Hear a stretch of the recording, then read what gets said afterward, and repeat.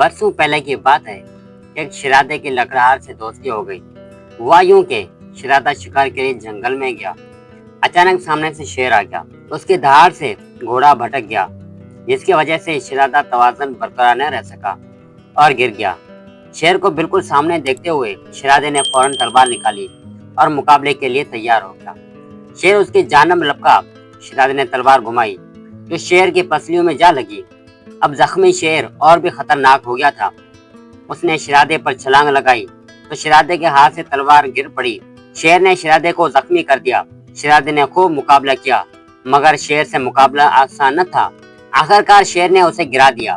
قریب تھا کہ شیرادے کی گردن دبوچتا۔ اچانک شیر دہاڑ کر پیچھے کو مڑا۔ کسی نے اس کی کمر میں بڑے زور سے کلاڑا مارا تھا۔ شیر دہاڑتا ہوا جنگل کی طرف بھاگ نکلا۔ شیرادے نے دیکھا کہ خوبصورت نوجوان نے فوراً شیرادے کو اٹھایا، ایک محفوظ جگہ پر لے جا کر اس کی مرہم پٹی کی۔ کچھ دیر بعد شیرادے کے محافظ اسے ڈھونڈتے ہوئے پہنچ گئے۔ انہوں نے شیرادے کو دوسرے گھوڑے پر بٹھایا اور محل کی طرف روانہ ہو گئے۔ یوں لکڑہارے کی دوستی شیرادے سے ہو گئی۔ اس کی تیمارداری کے لیے محل آنے لگا تھا۔ شیرادہ اسے پسند کرنے لگا تھا کیونکہ وہ ذہین، عقل مند اور بہادر تھا، لیکن بادشاہ کو اس کی دوستی ایک آنکھ نہ بھاتی تھی۔ اس شیرادے نے احتجاج کیا کہ وہ میرا محسن ہے اور بہت اچھے اخلاق کا مالک اور ذہین انسان ہے، غریب ہونا کوئی جرم نہیں۔ ایسے سمجھدار سے دوستی کا ہاتھ بڑھایا ہے، اب مجھے زیب نہیں دیتا کہ اسے تعلق توڑ دوں۔ بادشاہ نے حکم جاری کیا کہ اسے اور اس کے خاندان کو ملک بدر کر دیا جائے۔ یوں ایک فوجی دستہ لکڑہارے کو بے یار و مددگار سرحد سے باہر چھوڑ کر آیا۔ کئی دنوں کے سفر کے بعد وہ بھوکا پیاسا ایک بڑے شہر پہنچا، جہاں کھلے میدان میں بڑے چبوترے پر بڑے پگڑیوں والے بہت سارے سردار، امرائے، تاجر بیٹھے تھے، جن کے سامنے میز پر پنجرے میں ایک پرندہ قید تھا۔ لکڑہارے نے اس بڑے عالیشان مجمع کا سبب پوچھا تو معلوم ہوا کہ کل ان کا بادشاہ فوت ہو گیا۔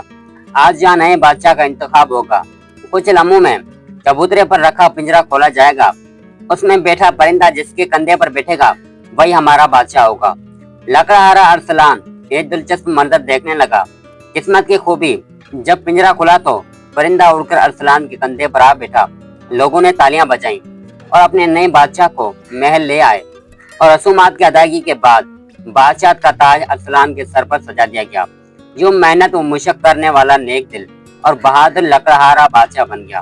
چند روز آرام و سکون سے حالت کا جائزہ لینے کے بعد اس نے مملکت کے معاملات دیکھنا شروع کیے تو معلوم ہوا کہ ملک میں لاقانونیت، لوٹ مار، گنڈا گردی، چوری چکاری، فحاشا، کرپشن اور رشوت ستانی کا بازار گرم ہے۔ بااثر ظالموں سے کسی کی جان و مال محفوظ نہیں۔ بادشاہ کے دربار میں روزانہ ہزاروں درخواستیں دیتے ہیں، مگر غداروں کی وجہ سے بادشاہ تک پہنچ نہیں سکتی۔ رشوت کے بغیر کوئی کام نہیں ہوتا۔ اس نے اعلان کر دیا کہ آج کے بعد کوئی رشوت نہیں لے گا۔ اگر معلوم ہو گیا تو اس کی سزا پھانسی ہوگی۔ ہر طرف سناٹا چھا گیا، مگر لوگ کب باز آنے والے تھے۔ انہوں نے رشوت لینا نہ چھوڑی۔ جس چیز کا پتہ چلتا اسے پھانسی پر چڑھا دیا جاتا۔ کچھ ہی دنوں میں رشوت لینے اور دینے والوں میں نمایاں کمی دیکھنے میں آئی۔ رشوت کے خاتمے کے ساتھ ہی گنڈا گردی اور لاقانونیت کا بھی خاتمہ ہو گیا۔ ہر شخص اپنے فرائض اور دوسروں کے حقوق کا خیال رکھنے لگا۔ یوں ملک میں اصلاح اور احوال کی صورت بنی اور تعمیر و ترقی کا نیا دور شروع ہو گیا۔ ریاست کی تعمیر کی شہرت 400 پھیلی تو ارسلان کو ملک بدر کرنے والا بادشاہ اس سے ملنے کی خواہش کا اظہار کیا۔ ارسلان نے اپنا ولی عہد لانے کی شرط رکھی۔ بادشاہ اپنے ولی عہد یعنی شیرادے کو لے کر بادشاہ کے دربار میں پہنچا تو شیرادہ اپنے دوست کو دیکھ کر حیران رہ گیا۔ ادھر بادشاہ بھی اسے دیکھ کر پریشان ہو گیا۔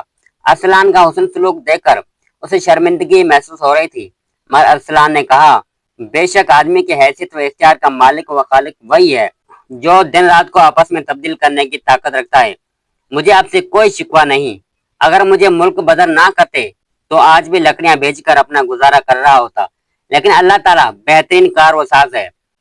آپ بھی محنت کا دامن ہاتھ سے نہ چھوڑیں، اس لیے آپ کو بھی محنت کرنی چاہیے تاکہ آپ بھی کامیابی کی زندگی بسر کر سکیں۔